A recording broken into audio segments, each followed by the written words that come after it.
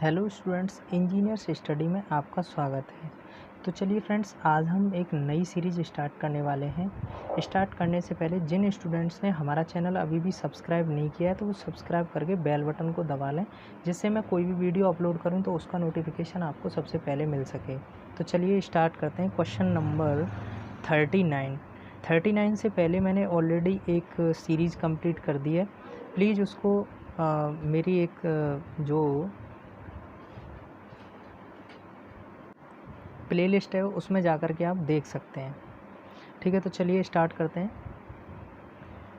CFL का पूर्ण रूप क्या है? CFL का पूर्ण रूप क्या है? तो इसका पूर्ण रूप होता है कॉम्पैक्ट फ्लोरेसेंट लैम्प।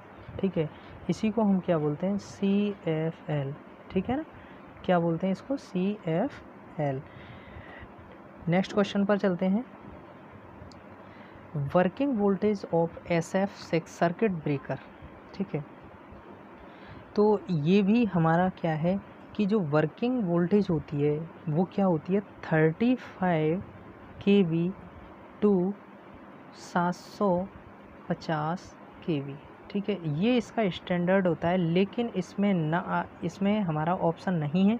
तो इसमें देखो, इसमें वोल्टेज इतने पर नहीं करेंगे, बहुत वेरी हाई वोल्टेज पे हम इसको यूज़ करते हैं। 1 kV इस पर भी नहीं करेंगे, 22 kV से 66 kV इस पर भी नहीं करते। इसको बहुत ज़्यादा हायर लेवल की जो वोल्टेज होती है वहाँ पर हम SF6 सर्किट ब्रेकर का प्रयोग करते हैं। तो ये क्या हो गया? 36 kV से 760 kV तक हमारा राइट आंसर होगा। लेकिन अब जिन स्टूडेंट को ये नहीं पता कि SF6 का मतलब क्या होता है, तो इसको बोलते हैं सल्फर सल्फर सल्फर ठीक है, हेक्सा फ्लोराइड।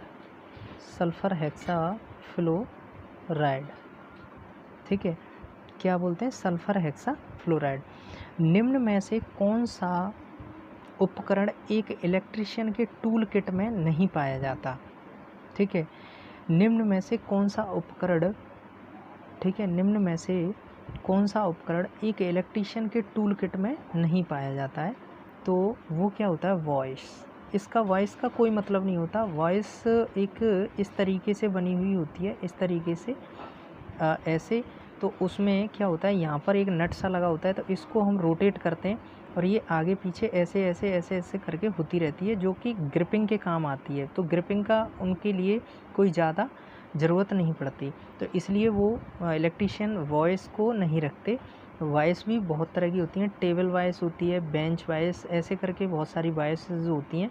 तो अभी हमें सिर्फ पढ़ने की ज़रूरत है अपने पेपर के ओरिएंटेशन से। ठीक है, नेक्स्ट क्वेश्चन को चलते हैं। टैकोमीटर का प्रयोग किया जाता है। टैकोमीटर का प्रयोग किस लिए किया जाता है? टैकोमीटर का प्रयोग, जैसे हमारी एक मोटर हो जाती है यहाँ पर।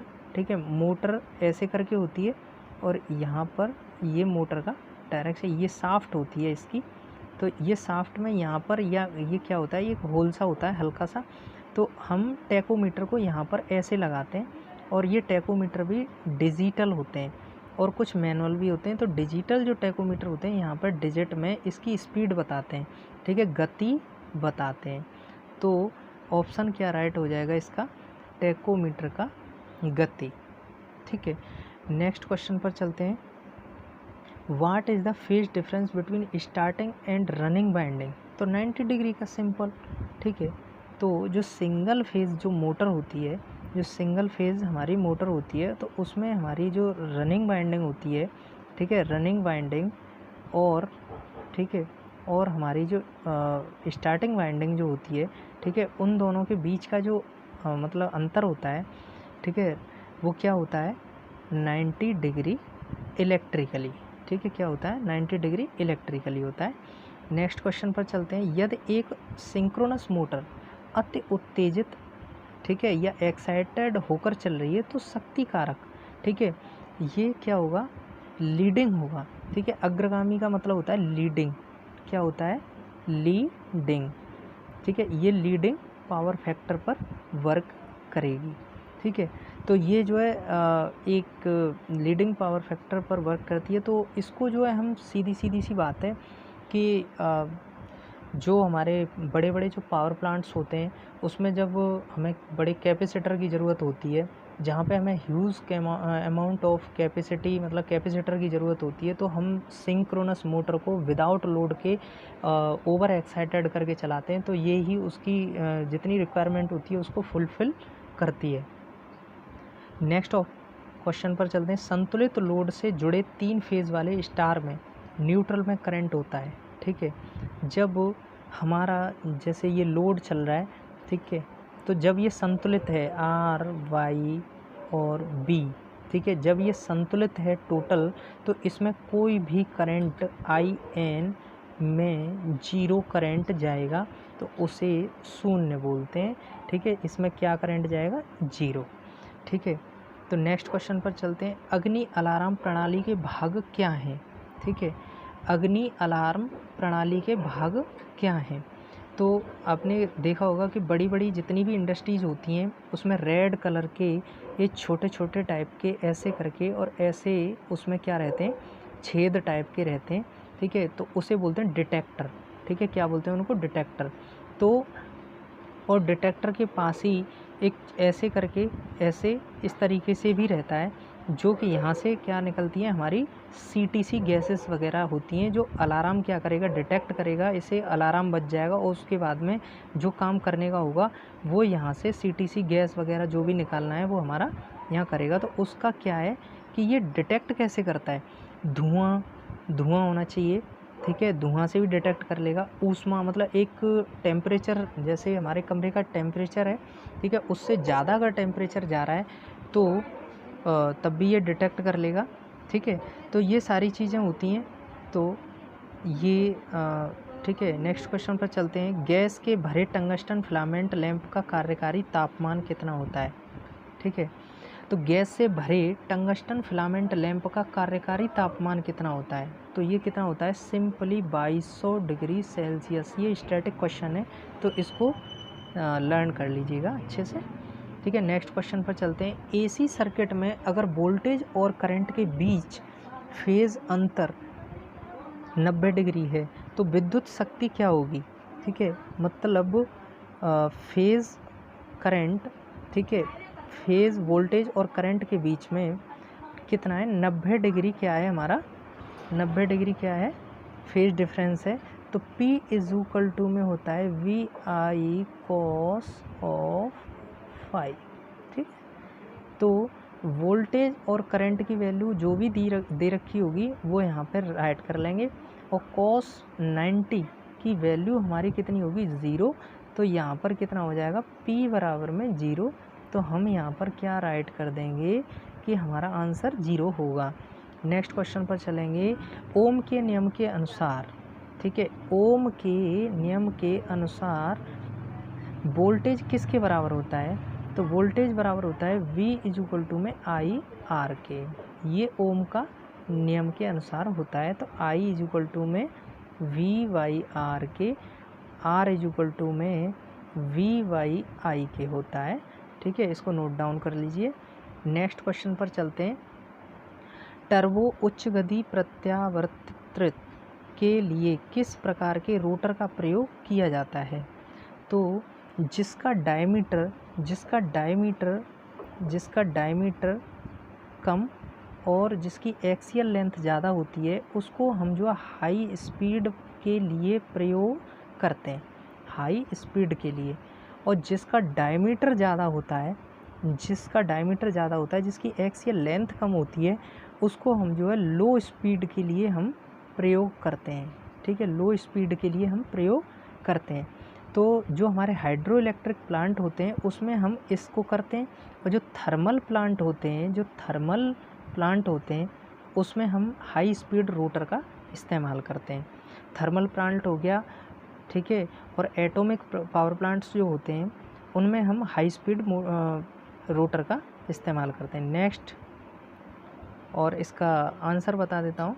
ठीक है, इसका बेलनाकार पोल प्रकार का रोटर, ठीक है, इसमें प्रयोग होता है। नेक्स्ट क्वेश्चन पर चलते हैं। मध्यवर्ती स्विच का प्रयोग सीढ़ी के वायरिंग में किया जाता है, जहां एक लैंप, ठीक है, एक लैंप से नियंत्रित होता है, ठीक है। एक लैंप फिर डैश से नियंत्रित होता है, ठीक है। तो इसमें ऑप्शन है 3 और अधिक स्थान, ठीक है। नेक्स्ट क्वेश्चन पर चलते हैं। फ्लोरेसेंट लैंप में इस्तेमाल होने वाले इलेक्ट्रॉनिक चौक का पावर फैक्टर क्या होता है, ठीक है। पूरा 100% पावर फैक्टर नहीं होता, कुछ कम होता है। तो उसमें क्या हम मान के चलेंगे, 50 तो होगा नहीं, ओबियस सी बात है, ठीक है। 50 होगा नहीं, वो कम होगा, 75 होगा नहीं, 30 होगा नहीं। तो हमारा कितना मानेंगे हम इसको, 98। कितना होता है, 98% क्या होता है, PF होता है, पावर फैक्टर होता है किसका, इलेक्ट्रॉनिक चौक का। फ्लैशर बल्ब का प्रयोग हम कहाँ करते हैं, ठीक है। तो जहाँ पर हम यहाँ पर सोच सकते हैं कि जहाँ पर हमें ज़रूरत होती है, देखिए फ्लैश माने होता है कि सजावट करना, ठीक है। सजावट करना किसी चीज़ के मतलब जैसे हमारे बड़ी जैसे पार्टीज़ वगैरह होती हैं, तो वहाँ पर जो स्टेज वगैरह जो सजाई जाती हैं, उसमें हम जो है क्या करते हैं, फ्लैश मारते हैं, जिससे कि वो बहुत ज़्यादा इफ़ेक्टिव लगती है, ठीक है। तो फ्लैशर बल्ब का प्रयोग किया जाता है सिलाई की दुकानों में। ये बिल्कुल नहीं होगा, क्योंकि सिलाई की दुकानों में क्या करना है, कारखाना प्रकाश व्यवस्था, ठीक है, नहीं। कार्यालय प्रकाश व्यवस्था, नहीं। तो सजावट के लिए हम क्या करते हैं, फ्लैश बल्ब का प्रयोग करते हैं। नेक्स्ट क्वेश्चन पर चलते हैं। Moving iron instrument can be used for, ठीक है। तो मूविंग आयरन, ठीक है, moving iron instrument is used for. तो मूविंग आयरन इंस्ट्रूमेंट किस पर यूज होता है, AC और DC पर, ठीक है। मूविंग आयरन और मूविंग कॉयल जो होता है MC, मूविंग कॉयल, ये सिर्फ DC पर प्रयोग होता है, जैसे PMMC, ठीक है।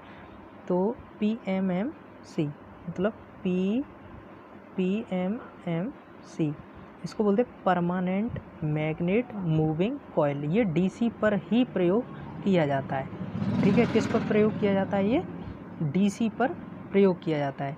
और मैं एक चीज़ और बता देता हूँ, अगर क्वेश्चन इस तरीके से आ जाए इसमें, ये तो खैर ठीक है, लेकिन अगर आ जाए कि इसमें डैम्पिंग कौन सी प्रयोग होती है, मूविंग आयरन में डैम्पिंग कौन सी यूज होती है, तो जो हमारे ED, ठीक है, ED जो इंस्ट्रूमेंट होते हैं और MI होते हैं, इसमें हम एयर फ्रिक्शन, ठीक है, एयर फ्रिक्शन डैम्पिंग का प्रयोग करते हैं। और हमारे जो ES होते हैं, ठीक है, ES इंस्ट्रूमेंट होते हैं, इलेक्ट्रोस्टैटिक बोलते हैं इनको, इलेक्ट्रोस्टैटिक इंस्ट्रूमेंट होते हैं। इसमें हम जो है फ्लूइड फ्रिक्शन का प्रयोग करते हैं, कोई भी मिनरल ऑयल डाल करके इसकी फ्रिक्शन बनाते हैं, ठीक है, जिससे कि जो अनवांटेड जो ऑसिलेशंस हैं उनको हम रोक सकें। नेक्स्ट हमारा होता है PMMC, ठीक है, या मूविंग कॉयल, ठीक है, इसको छोड़ो, ये मूविंग कॉयल, ठीक है, मूविंग कॉयल में कौन सी डैम्पिंग यूज होती है, तो मूविंग कॉयल में डैम्पिंग यूज होती है एडी करंट डैम्पिंग, ठीक है, एडी करंट डैम्पिंग। इसको नोट डाउन कर लीजिएगा, बहुत वेरी इंपॉर्टेंट क्वेश्चन आपके उसमें आ सकता है। BIS के अनुसार एक लाइट सर्किट में अधिकतम लोड, ठीक है, BIS के अनुसार एक लाइट सर्किट में अधिकतम लोड, ठीक है, डैश से अधिक नहीं होना चाहिए। तो ये मैंने पहले भी बताया था, कितने से अधिक नहीं होना चाहिए, 800 वाट से अधिक नहीं होना चाहिए, 10 पॉइंट से अधिक नहीं होने चाहिए, ठीक है, 10 पॉइंट से अधिक नहीं होने चाहिए। नेक्स्ट क्वेश्चन पर चलते हैं। PVC कंड्यूट नली वायरिंग के मामले में PVC कंड्यूट नली की न्यूनतम मोटाई, ठीक है, कितनी होनी चाहिए, तो वो हमने इसमें मतलब उसको मेज़र करके देखा है, तो वो 1.5 mm, ठीक है, कितना होना चाहिए, 1.5 mm का होना चाहिए ओनली। उसके बाद में शक्ति कारक मतलब पावर फैक्टर का अधिकतम मान कितना होता है, तो अधिकतम मान मतलब न्यूनतम होता है 0 और अधिकतम होता है 1, इन दोनों के बीच में वेरी करता है हमारा PF, ठीक है, पावर फैक्टर वेरी करता है। तो हमारा अधिकतम मान की बात कर रहा है तो उसे बोलते हैं यूनिटी, इसको एक को बोलते हैं यूनिटी, ठीक है ना। नेक्स्ट क्वेश्चन के ऊपर चलते हैं। DC motor starter are used to, DC motor starter are used to, तो स्टार्टर का काम होता है कि स्टार्टिंग में, ठीक है, स्टार्टिंग में करंट को क्या करना, कंट्रोल करना, ठीक है, कंट्रोल करना, करंट को कंट्रोल करना जिससे कि हायर करंट फ्लो ना हो, ठीक है। तो हमारा ऑप्शन राइट कौन सा होगा, कंट्रोल स्टार्टिंग करंट, ठीक है। नेक्स्ट क्वेश्चन पर चलते हैं। सौर बैटरी में निम्न में से किस प्रकार की सामग्री का प्रयोग किया जाता है। तो जो हमारे छतों के ऊपर इस तरीके से जो पैनल लगे होते हैं, ठीक है, उसमें ऐसे ऐसे करके जो वायर्स होती हैं हल्की सी, ठीक है, ऐसे करके दिखाई देती हैं, ये जो है हमारी किसकी होती हैं, सेमीकंडक्टर की बनी होती हैं, ठीक है। सौर बैटरी में निम्न में से किस प्रकार की सामग्री का प्रयोग किया जाता है, तो वो होता है सेमीकंडक्टर, ठीक है। नेक्स्ट पर चलते हैं। संगलक फ्यूजिंग कारक होता है, ठीक है, तो संगलक फ्यूजिंग कारक होता है, तो इसका श्रेणी फ्यूजिंग विद्युत धारा बटे अधिकतम फ्यूजिंग विद्युत धारा, ठीक है। और फिर ये है श्रेणीकृत फ्यूजिंग विद्युत धारा बटे न्यूनतम फ्यूजिंग विद्युत धारा, न्यूनतम फ्यूजिंग विद्युत धारा बटे अधिकतम फ्यूजिंग विद्युत धारा, और ये होगा हमारा न्यूनतम फ्यूजिंग विद्युत धारा बटे श्रेणी फ्यूजिंग विद्युत धारा, ठीक है। तो ऑप्शन नंबर 4 हमारा राइट है, ठीक है। तो हमारी सीरीज़ यहीं पर फिनिश होती है। तो जो भी क्वेश्चन बचे हुए हैं मैं नेक्स्ट सीरीज़ में इनको कंप्लीट करूँगा। और जिन स्टूडेंट्स ने हमारा चैनल अभी भी सब्सक्राइब नहीं किया है तो वो सब्सक्राइब करके प्लीज़ बेल बटन को प्रेस कर लें, जिससे मैं कोई भी वीडियो अपलोड करूं तो उसका नोटिफिकेशन आपको सबसे पहले मिल सके। Thank you for watching this video.